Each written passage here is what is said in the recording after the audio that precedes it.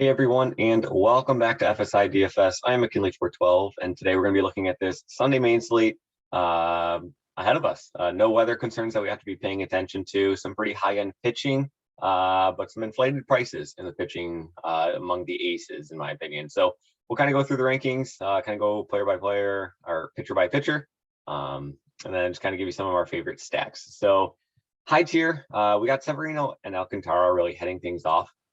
But Alcantara at 10.5K, Severino at 10.3K. They got some tough matchups. Alcantara is going up against the Mets. The Mets are, analytically, they are a top 2 team in the entire league against right-handed pitching. They strike out the second least against right-handed pitching. They have, on the hitting side of things, they are like the second best in terms of WRC plus, which is like their isolated power, their slugging, just everything. So Alcantara's got a real tough matchup ahead of him. And you can see if he's not getting, a super high K rate, he's not going to be paying off that 10.5K price. He's just got a 23% K rate on the season. Now he's facing the Mets, who just don't strike out at all. So I got him third in this tier, below Severino and below Bassett. Severino, he's got the highest strikeout rate on the entire slate, but again, he's got a very tough matchup going up against the Toronto Blue Jays. So I think just given the matchup and how much his price is, I have him rated second. Bassett is probably going to be the first just because, he is $1,400 and $1,600 cheaper than the other two guys. He's got a very comparable strikeout percentage to them, and he's got a much, much better matchup going up against the Miami Marlins. So Miami does hit righties fairly well, but they do strike out quite a bit. So I think Bassett, just given the price, given the matchup, is probably going to be the SP1 for me. Obviously, if you want to throw one of these guys in, totally understand. No issues with that. I just think based on like a point per dollar, given the matchups, I do like Bassett, and then probably Severino, then Alcantara, and then Pivetta. Pivetta, he's also got another tough matchup. The aces on this slate are in tough spots here, but still. Pivetta, I think at 9.6K, a little inflated with the price, but still, he's an okay option. Then we hit the next four. You can kind of see where I have them ranked here. I got Dunning going up against the Detroit Tigers. I love playing righties against this Tigers lineup. Cobb, he's got a nice spot. However, he is coming off of the IL, so there is a little hesitation whenever a guy is coming off the IL. If he was in like, his standard routine or getting his 5 days rest, whatever, fully healthy, I think he'd be a very popular option at 8.5K. But because of his return from the IL, we're a little unsure about the pitch count, how deep he's going to go. It just makes me a little bit nervous. So going up against Pittsburgh, fine spot for him. I think Dunning is the best spot, best player, or best DFS player in this mid-range here. Going up against Detroit, we know by now Detroit against right-handed pitching really, really struggles. They're dead last in a lot of the metrics so far this season. So I think Dunning, given his possibility for a K upside and everything else, is probably my favorite in this zone, followed by Cobb. And then Kluber going up against Baltimore. Kluber's really limited a lot of massive hits damage against him. You can kind of see earned run wise, he's allowed 2 or fewer runs in a pretty good stretch here. And he's faced some good teams, New York Yankees twice, St. Louis, Texas bats, they can come alive every now and then. Baltimore's not even the Baltimore that we remember from years past. They can hit. They do have quite a few guys there, but still, regardless, he's been doing fairly well as of late. You're just not going to get a lot of strikeouts out of him. That's really the main reason. He's just kind of a little bit lower on the list, is that he just doesn't strike too many guys out. He's a contact guy at this point in his career. So Kluber, probably the guy. And I just got Anderson rounding things out. Going to the cheap side, I'm not really super excited about any of these guys. Payante for St. Louis. This is strictly like, if he can get me a game where he's going to go close to 80 pitches and he's only 5.4K, I will have some interest in him. I'm not saying he's lock and load by any means. He's not going to be blowing you away with strikeouts, as we can kind of see here. But still, if he can, he's got a real tough matchup. But if he can get you 80 pitches, maybe, just maybe, he can play a deep GPP play, just where he's at in his price. Mike Minor, I got him next, going up against Milwaukee. It is a tough matchup, I know. Milwaukee's, I think, has one of the higher implied run totals. I think, where I put him? I put him as my top stack, actually.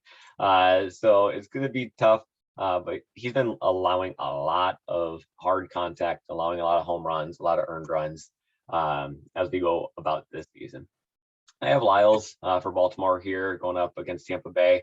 Tampa Bay does strike out quite a bit against right-handed pitching. They also they're like a bottom half team in terms of offense against right-handed pitching. So if he can have one of his better games, and we have seen them, 7 strikeouts against Toronto, 8 strikeouts against the Yankees, 8 strikeouts against the Yankees again. Like, it is there. If he can tap into that, I think he could be a fine play. I might even put him above Mike Minor. I'm just going to do that right now. I guess I don't know why I have him above him, but we'll put him there. And then Hauser just kind of rounds things out. Hauser's really kind of been struggling. It's just he hasn't been doing as well as we kind of remember him doing. So I put him fourth. On the fade side, Hutchinson, Hendricks, Keller. I don't want to touch any of these guys. Kikuchi, I put big question marks here, just because he is going up against the Yankees. But this is the 4th time that he's faced them so far this season. He started 3 games against them. He's averaging 16.5 DK. So he's actually done really well at limiting these guys.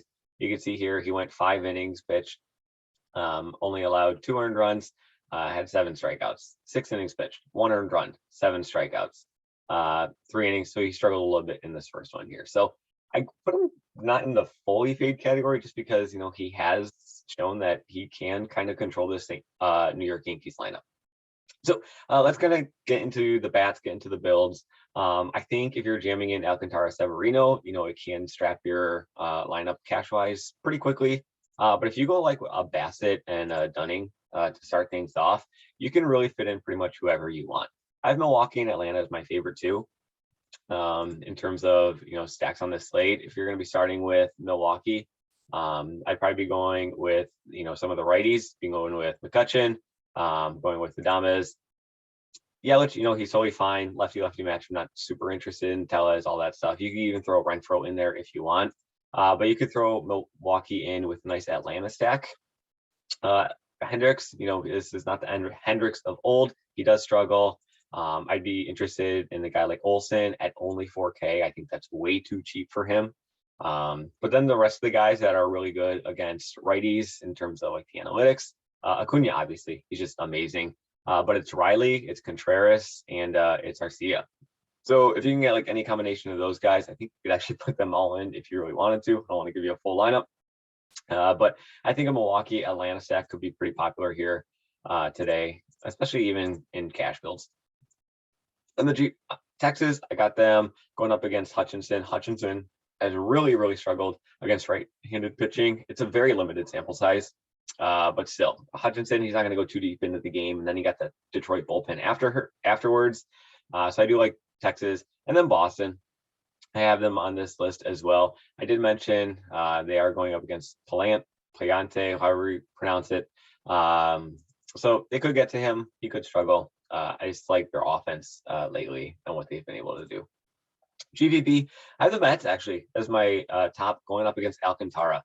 I know how good Alcantara has been so far this season, but I did mention that, the Mets, they have the 2nd lowest strikeout rate, and they're like a top 2 team in terms of like every batting statistic as well against right-handed pitching. So I think that, they could be a nice even leverage spot for us going up against Alcantara, who could see some ownership. Yankees, I have them in GPP. They probably have one of the highest run totals, implied run totals on the slate today.